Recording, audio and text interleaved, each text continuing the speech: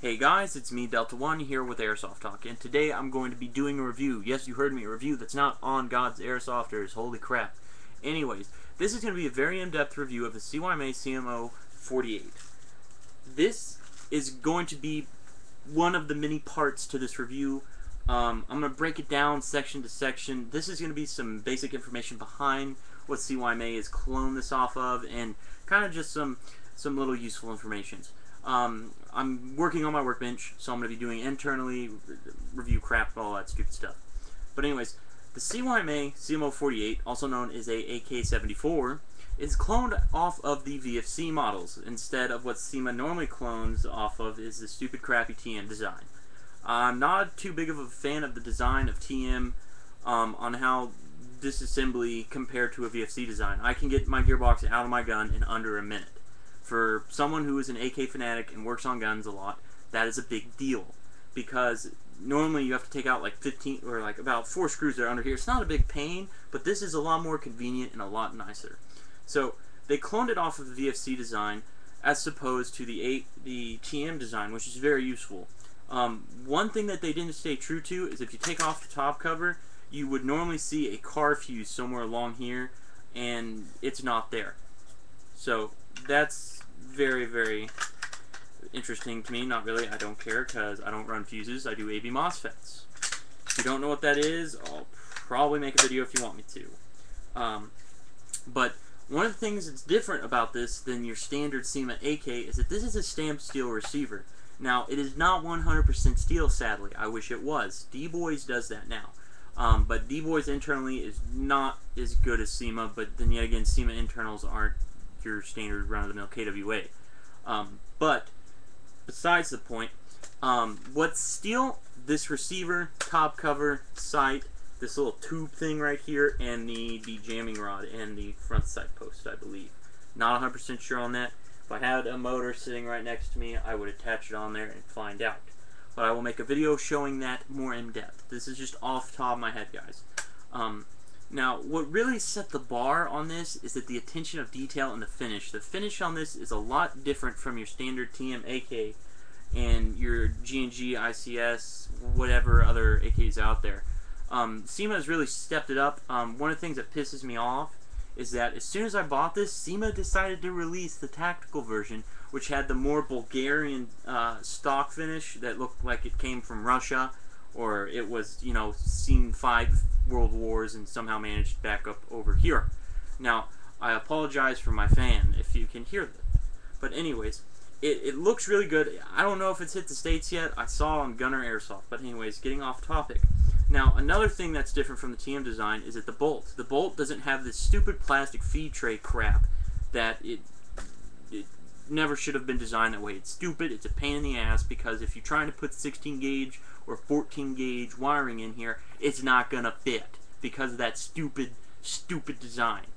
How do I know this? Because I've worked on many AKs. I have 2 SRC RPKs. They do use that design, but I modded mine to use the ICS bolt assembly. I guess I'll make a video on that if you want me to. But anyways, now the wood on here is a bit too shiny. I'm not trying to, you know, blind someone from 50 meters away by going like, oh, look at my nose. But personally, the wood stock on here is not the world's most durable thing. I'm pretty sure if you dropped it and it hit the stock, it would probably break. Now, personally, if you're buying this AK, you're buying it because you can't find the 74s that VFC made. Because for whatever reason, they're hard to find. And they're expensive as all get out. I've held both of them. The VFC is a tad bit of a higher quality than this, but personally, for the price difference, I mean, unless I had money to blow and I was a bajillionaire, I mean, I guess I'd go with the VFC, but personally, I like working my way up, and plus, this is still, you know, I could sell this down the road. You know, I don't want to lose money. I mean, if I do nothing but dump money into this, it's not going to be as big of a loss. Because, first of all, I'm going to weatherize it, make it look like it's been to, like, you know, it's come from Russia. Anyways, now, the wood, the stock does wobble a little bit over time, but if you get some Loctite and some Teflon tape, that'll fix the problem. Another thing is that the the actual stock prongs right here are a lot different from the TM design as well. They're a lot more durable and they're easier to put on real Romanian and Bulgarian wood kits, depending on which one you want to put on. Now that will require some woodworking skills. Now, in terms of magazines, I've been able to get pretty much any mag I've had. I know I've got a drum sitting right next to me, and this is a Echo 1 mag. As you can see, it really did not want to come out. But let me grab a drum mag for you real quick. One second, guys. Sorry, I thought I had one next to me. This is a SRC drum magazine. Personally think they are the best feeding magazine for the price. Well, for my price. But anyways, slap it on in there, and it fits in pretty good. Now, on the other hand, I am staring at the camera right now, and now if you look, it does wobble. Again, mags feed really well in this. I've sold a few of these for my store, and the only time I really had a problem with the mag is the one it came with, the where you pull the high cap. When you pull the high cap nub back, actually it's on everything. That little nub right there, there's a little nub that keeps the BBs from coming out. It was broken, kind of, in a way. It was inserted wrong by my manufacturer, who I bought it from, when they tested it because it had a quality control sticker on it. They tested it wrong and they caused the mag to basically break. But anyways, now, when you get down to it, removing the flash hider, I've tried. But basically just tried in my room with tools I just had laying around. I didn't actually go get a vice grip or anything. But that's what you're probably going to end up having to do. You may have to break some threads because they put glue on it. But another thing I wanted to put a little note on, normally when you disassemble an AK and you take off the front sight, there is a screw under here where there is not a screw. It is a pin design, as you can see right there. You have to punch those pins out. I've tried with just tools laying around, haven't really given it all my effort. Now, hop-up wise, as you can see, this is a actual VFC clone, as opposed to the TM AKs, which I guess I will have to show you now across my room. I apologize for having to leave the camera for this review. If you are not a subscriber, this is basically my vlog account. But anyways, here is an Echo 1. Yes, you heard me right. I have an Echo 1. I don't like Echo 1 because I feel that they take credit for other companies. But anyways, this is a TM design. This is a cyma. See how there's screws right there? See the big difference? Now, this is just going to go right down back here. Now, that's a big difference, and it really kind of adds up and does lighten up the gun by a couple of ounces. Nothing too big and too major. Now, the gearbox I found very interesting. I think cyma was just lazy when it came to this. They have a blowback AK, well, it's cloned of the VFC, but I think they were lazy and just didn't want to fill in that gap in the gearbox, which you've seen in the internal video. Basically, they didn't fill that in, so you can mod this to be blowback very easily. Do I recommend it? Hell no. Absolutely not. Just because of the fact that it will break your piston. Now, they did try and do somewhat of a half stroke, a short stroke, my mistake. They shaved half the last piston tooth down. I don't know what the hell that's going to do, except just get in the way, because if you're going to short stroke something, you may as well take the entire piston off, not just half-ass it. Now, the sights. This was one of the big features. I remember doing Airsoft news on this about a year and 3/4 of a year ago. I remember when this came out, and I knew that this was going to be a good gun, and I mentioned it, and I would have loved to get one in, and someone ordered one, and then I messed with it because they asked me to do internal work on it for them for free. Well, not for free, but you get the point. And I just had to have one. I was like, if I'm going to have an assault rifle, this is going to be my assault rifle. Now, I'm an AK enthusiast. If I had the cash, I would have gotten the VFC, but to be honest, they're just money pits because they're just so damn expensive. Now, this, on the other hand, is not. This is going to cost you in the realm of, well, $190 to about $200. I don't care what website you find it on. If you find it on Airsoft Megastore, have fun with that. Had friends that ordered from them. I ordered a black scar. Oh, sent you a tan. Shit out of luck. I'm not degrading them, but I'm just saying that's my experience if I had with them.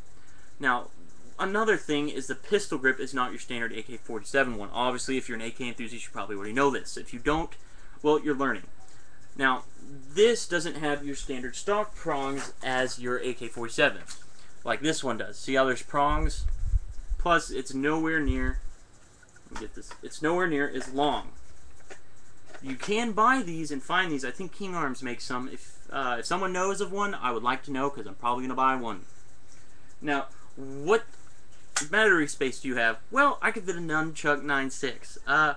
Personally, I would love to fit a 4,000, 3,000, maybe, you know, I'd be a happy camper if I get a 5,000 milliamp 7.4, which you can't. Also, there really is no room to hollow out without, you know, causing structural integrity and losing some of that. If you're going to use this, just try and find a LiPo that'll fit. I don't recommend buying Airsoft LiPos because they're so expensive. For example, I can get, there was a sale going on the other day. For $7, I could get a 4,000 milliamp LiPo. That was 7.4. 4,000 milliamps for $7. Yeah, that's a pretty good deal. Now, anyways, stainless steel receiver, really nice. And I know this is basically like an overview, but I will go more in-depth in structural and all that. But another thing I really want to talk about is in terms of wiring. See how the wiring is kind of hung in there? That's very useful for if you're an airsoft technician and you do wiring a lot, because it keeps shit where it needs to be, which is very useful. Now, in terms of actual wiring, I like this better because they've hollowed out and kind of left room for thicker gauge, because with most TM designs, I can't get anything bigger than an 18 gauge without having to physically Dremel out part of my body. And by Dremel, this is a Dremel tool.